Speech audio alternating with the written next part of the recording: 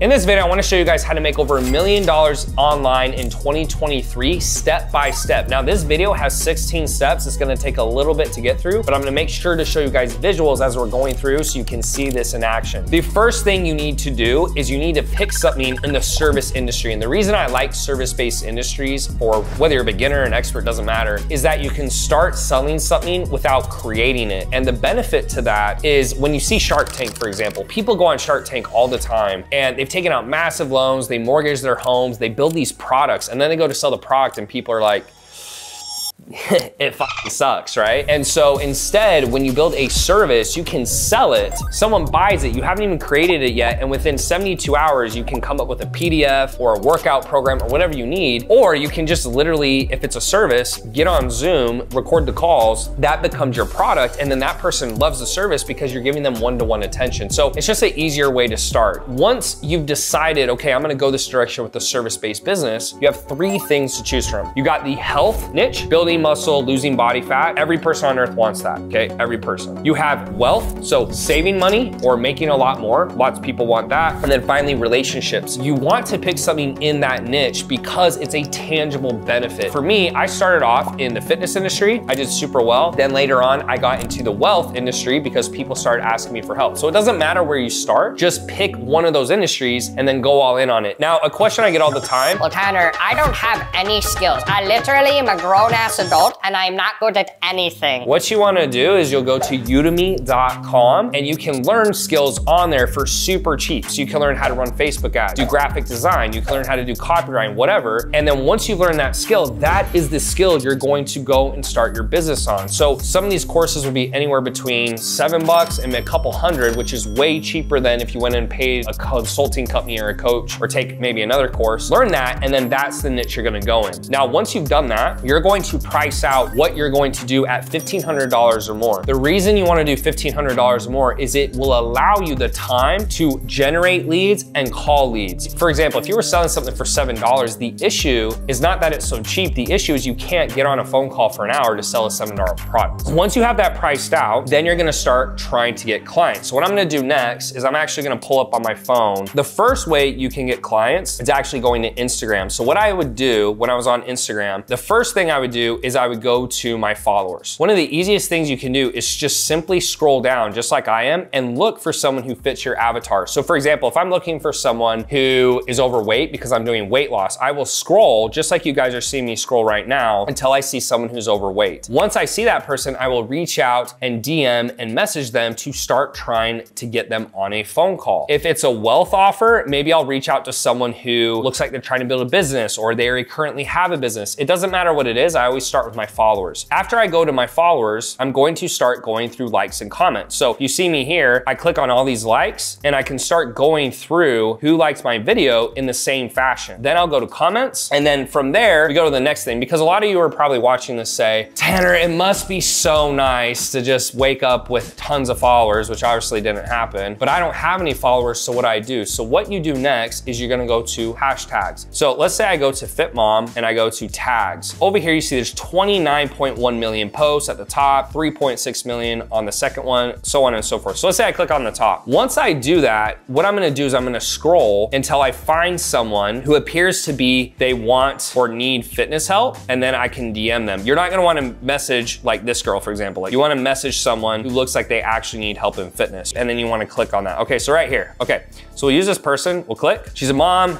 She likes to lift. She's not selling anything in terms of fitness. So this one might be someone I'd reach out to and start a conversation. So if I click message, from here, I'm gonna start actually conversing with her to get her on a call. Now, I'm not gonna walk you through an entire DM, but I'm gonna explain it to you. So once I reach out to her, what I'm gonna do is I'll say, hey, I hope this isn't weird to say, but love the fact that you're working on your fitness. I just try to give at least one compliment a day to someone. In response, she'll probably respond back and say, oh, awesome, like, yeah, thanks so much. And I say, yeah, by the way, you know, what do you do for work? work? Are you a full-time mom or do you actually have a job? And she might say, oh, I have a job. And this is literally how my convo will go. I'll say, awesome, does that keep you busy? And more times than not, 99% of the time they'll say, yeah. And I say, got it. Does that make it hard to work out? I can totally relate with my job. And now what I've done is I've moved into the sales pitch without them knowing it. That's what's just happened. Once they say, oh yeah, it actually does make it hard to work out, I'll say, awesome, so what's your goal? What are you struggling with? What have you tried before? Have you ever worked with a coach? And then here's my pitch. I say, look, this might sound kind of weird, you know, I don't usually do this, but I do this fitness stuff all day long. I don't know if you care or not, but I'd be happy to give you some tips if you want. I just like to ask first though, because obviously it's kind of weird because I don't know you. And they'll say, oh yeah, like that'd be great. I say, awesome. So instead of typing out, 1,200 more messages, if it's cool, I just need 10 minutes on a call. Here's my number, what's yours? Or I'll say, I just need your time on a call. Can I get your number? And it'll be really fast. Sometimes they won't reply, but a lot of times they'll say, yeah, great. So then what I would do is I would call them. And this is what's called a triage call, or just you're building rapport. So once I call them, I'm not really worried about trying to sell them on that call. I'm just trying to build rapport. So they'll usually say hi, and I'll walk them through some of the same questions. I'll say, cool, yeah, so just like, let me get some more details about what it is you're looking for and what you've done. And a lot of the questions are the same. So I'm like, what's your goal? What have you tried? Have you ever worked with a coach? What's the biggest struggles you have? Those types of things. Now here's where I transition. I say, cool, so thanks for all that info. What I'd like to do next is I just wanna send you a email that's gonna have more specific questions about things you like. So food you like, foods you hate, preferences for working out, stuff like that. And then once you fill that out, if it looks good, we'll just hop back on another call and then I can lay a plan out for you. Sound good? And they're like, yeah, that sounds great. I'm like, awesome. And then I'll shoot the email. Now, what I wanna do next is I wanna show you guys what this actual email looks like. And I actually found this today. This email is from 2017. This was right when I started to make money. So I've been in business a little over 5-ish years. This is what I sent to him. So if you guys look at the screen, you guys can read it. Just pause the video and read it. But what you're gonna see is that I just set the tone for that, hey, I'm trying to sell you. And so what I do is I say, I ask his age, I ask his weight, body fat, foods he likes, foods he hates, how many days a week he wants to work out, how much time do you have? But the only questions I actually give a flying fuck about is these two, where I say, my programs are about teaching, not just ordering you around. I tell clients it's a one-time investment, which allows me to charge higher prices, like 2, 3, 4 grand. After the program, you should never need another coach or program again because I'll teach you every last trick in the book pertaining to diet and exercise. With that being said, are you willing to invest financially and mentally to reach your goals? If they've said something about money, you see in parentheses, I said, I know you said money is tight. All I want to know is if I can make it work for you financially, that you can meet me halfway and work it out. He said yes.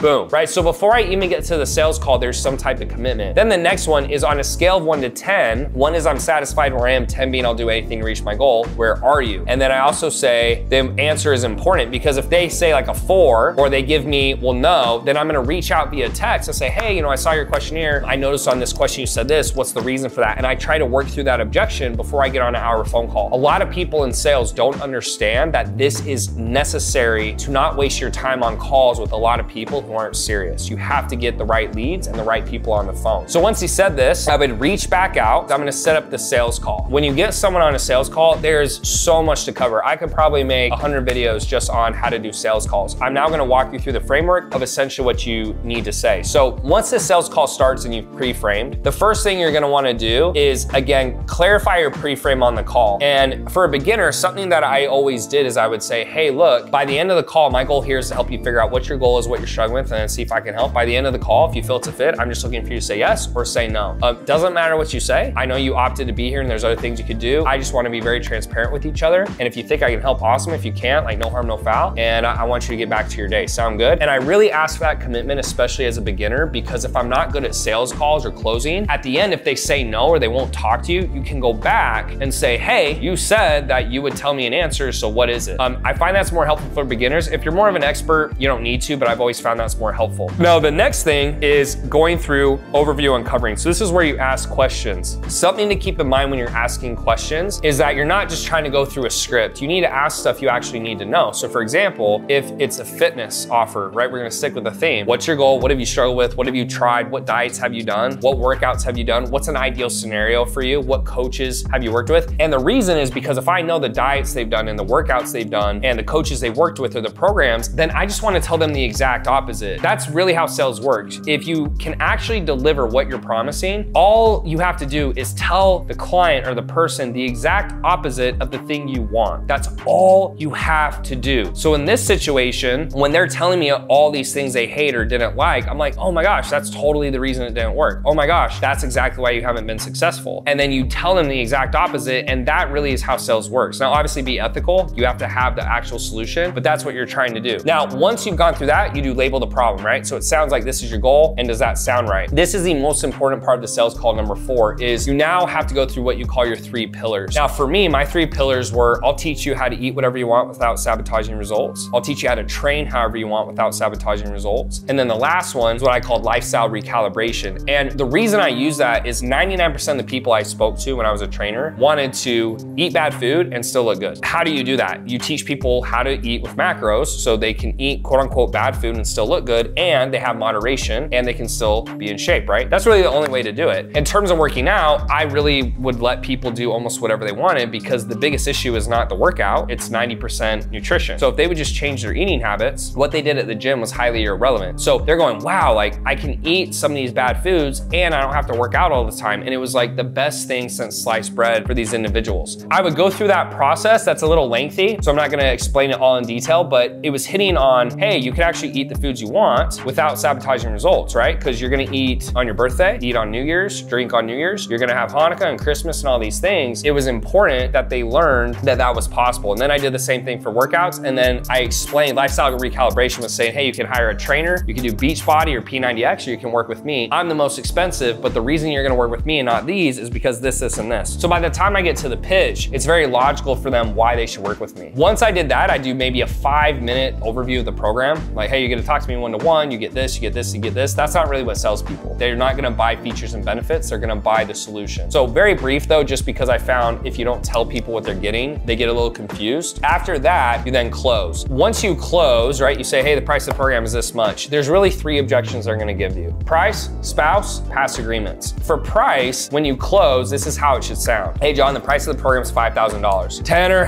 that is just too damn much. I just cannot afford it. And you say, totally get it, John. Totally understand how you feel. Money aside, is there any other issues with the program? So you isolate, right? It means you push them into a corner to make sure that's the only objection. No, that's it. If we're able to figure out money, you're in? Yeah, okay, so just to make sure, again, like if we figure out money, you're good to go. Double tie down. They're like, yeah, I'm good to go, right? Awesome. So what I need to do to know if I can help you, obviously, is like, what's your cash on hand? And the reason you ask for cash on hand is, you know, what do you have in your bank? What's on your credit cards? Do you have money you can get from a friend or loan? All that stuff matters because if someone tells you they can't afford it, how could you possibly know that if you don't know how much money they have? Once they tell you that number, so he says, well, you know, I got 10 grand. I'm like, okay, so I'm confused. Why can't you sign up today? It's 5,000, you have 10,000. If it's below that or something, then you can simply say, okay, cool. So you only have 3,000. What if we did a payment plan? Or, you know, they're like, oh, well, I don't think I can afford. I'm like, okay, well, let me ask you this. What's the most you think you could afford without taking advantage of the situation? There's a lot of things you could say, and there's so many calls I could bring up, but the key here is to figure out the cash on hand. And then if they still won't buy, then you go back to paying, because now it's not a real cash issue, it's a belief issue. So what you're gonna find is if you find out, if they say it's price, or they say it's spouse, or they say, I need to think about it, and you beat that objection and they still stall, it's now belief. And so you have to go back to what they said before and figure out why they don't believe it will work, right? You're like, so I'm confused, like, what about this doesn't make sense to you? Or what do you think isn't gonna work? Or what's scaring you? Because that's really the issue. So that's price. If they say spouse, here's how we like to handle it. So first, let's say they say no. You're like, got it. Well, what would you do if your spouse said no? And they go, well, I gotta talk to my spouse. You're like, cool, what would you do if your spouse said no? And they said, probably do it anyways. You're like, great, let's get started. That's one way you can beat it. If they say, well, I'd probably say no, then I'd say, cool, what's their biggest objection? Or what would their biggest objection be? They'll say, well, probably this. Then you attack that. And then if they still say no, you go to past agreement. So you just say, well, look, like, does your spouse know that you're struggling to lose weight and this makes you unhappy and they love you and they support you? And they're like, yeah, of course. You're like, okay, so if the roles were reversed, so your husband needed this, would you support them? You're like, yeah. It's like, okay, so I guess I'm confused because you're not really asking for permission, you're only asking for support. Because if you ask them, they say no, and you don't do this, 2 years from now, when you're still poor or you still don't look good, you're gonna resent them, and that's when things are gonna start to go downhill, right? By you being your best self, that's actually gonna be the best thing for the relationship. So that's how I handle spouse. If they still say no, or they say, well, now I gotta think about it, then we move to what's called a stall close. And one of the easiest things I found with the stall close is you just ask them, okay, well, let me ask you this. Do you know how to actually make a decision, right? Do you know like what factors into making a decision? And they'll say, oh, you know, maybe I do, maybe I don't. And I say, well, look, it's really 4 things. price? Do you think you're more or less likely to hit your goal working with us? Do you believe we're going to deliver to you what was promised? Do you have access to funds or know someone who does? And then the final one is if they still say no, it's called delayed payment clause. So I say, well, look, you know, John, I don't want to foresee a bad decision, but let's do this. You go talk to your wife. If your wife says she doesn't want you to look better, she doesn't want you to be healthier, she doesn't want you to be happier, she doesn't want you to do what you want to do, she wants you to resent yourself and be upset and not look good and die sooner. She says all that, you come back to me, we'll tear up the agreement and we'll go ahead and refund you your money. Sound fair enough? And a lot of times that'll be enough to push them over the edge. Or you say like, well, look, let's do a deposit. We'll talk tomorrow when you've slept on it. That's like a last ditch effort, but that's really the best 3 objections to focus on, because that's what 99% of people are gonna say. They're gonna say price, spouse, or they're gonna stall. Okay, so now that's done, you've actually convinced them they're ready to buy. So you're gonna take the payment online through either Wave or Stripe. Now, Stripe is more commonly known. I'm not a huge fan of Stripe because their dispute team sucks, meaning that if someone pays you and then they're like, oh, actually, I didn't mean to pay them, etc., their dispute team is terrible. I really like Wave instead. Wave has a really strong dispute team, and you're gonna get disputes as a business owner. People just do that by nature. And so I take it the processor through Wave or Stripe. Now, once you've done that, you have a client. And a lot of you guys are freaking out going, oh my God, I don't have something to sell. So what you do is either A, you say, great, we're gonna start tomorrow, and you get on a one-to-one Zoom call and you'll walk them through whatever it is you're teaching. Or 2B, you say, great, so I'm gonna get your program ready in 72 hours and we're ready to go. And then all you do is you go figure out and create that over the next 3 days, you send it to them, and they don't know the difference. And the reason you wanna do this after you make a sale is why would you wanna create all this stuff and do all this work up front when you can't even get a customer? That's what 99% of business owners do. Be the smart one, make the sale, and then create it. And when it's a service, you know, if you're a trainer or you're teaching someone how to do graphic design, you already know what to do. So it shouldn't be that hard to create the program. Finally, you're going, okay, Tanner, so I'm creating the program, how do I do it? If it's PDFs, I would recommend to go to canva.com. And then if you're recording videos, you can use stuff like Loom, you can use ScreenFlow, and then you can put it in a portal like ours, which we have